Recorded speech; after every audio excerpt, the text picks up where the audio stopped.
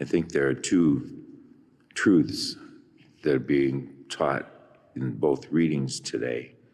One is the presence of Jesus in people and the presence of Jesus in the Holy Eucharist. We see that Paul was persecuting the Christians, arresting them, putting them in jail. He really thought he was doing the right thing. He feared these Christians, thought they were going against the traditional Jewish law and prophets and so forth. And what a dramatic scene. I think this is one of the most dramatic scenes in the whole Bible, where God just knocks him off his horse, lights of flashing lights, and he falls to the ground. And notice Jesus says, Saul, why are you persecuting me? He didn't say, why are you persecuting my followers? Why are you persecuting, he was saying that, why are you persecuting me? In other words, Jesus is present in all of his followers. And so he's not saying it's like you're persecuting me or that it seems like you're persecuting me, but you are persecuting me when you persecute others. It's an important teaching. And of course, in the gospel, Jesus is saying, I am the bread of life. Unless you eat this bread and drink my blood, you will not have life within you. He doesn't mince the words. He says what he says and he means what he says. So Christ is present in the Eucharist and he's present in people. You can't believe in one without believing in both. And it's so important for us to realize that every person has Christ living within them. And so we must treat them as Christ. Today we celebrate the feast of St. Damien de Veuster. He was born he died in 1889, I think, in Molokai. He was a missionary of the disciples of Jesus and Sacred Hearts of Jesus and Mary. He was from Belgium, and he was sent to Honolulu. And after there, he went to the island of Molokai, which was also called Devil's Island. There were 800 men and women suffering from leprosy on Molokai. It was a terrible situation.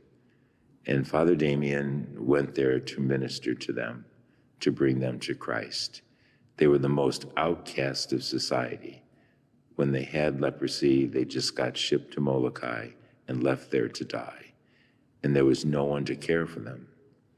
And Damien, with the heart of Christ, reached out. And eventually he became a leper himself. And he said, I became a leper so that I might bring all these lepers to Jesus Christ. What a sacrifice of his life. It was a very difficult thing. He died when he was only 49. But he reached out and made a huge, huge difference in the world's understanding of leprosy and what suffering it is for people. He was canonized by Pope John Paul II in 2009. It was so recently as there's nothing in the books with his name.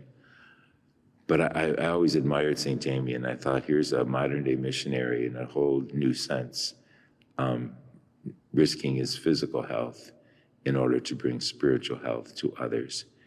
And it's what Jesus was saying to Saul. You have to see Christ. You have to see me and others, and especially the most rejected and dejected of society. We have to remember that Christ lives within them.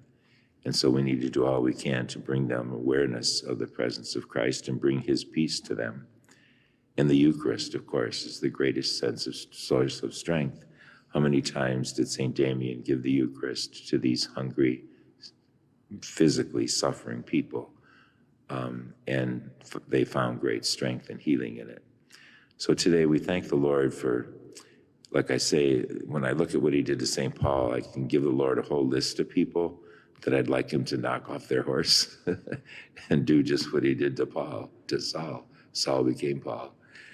But God will do that, and he does still do it, sort of. I mean, I know many people who were leading pretty bad lives and who somehow the grace of Christ hit them and they changed completely.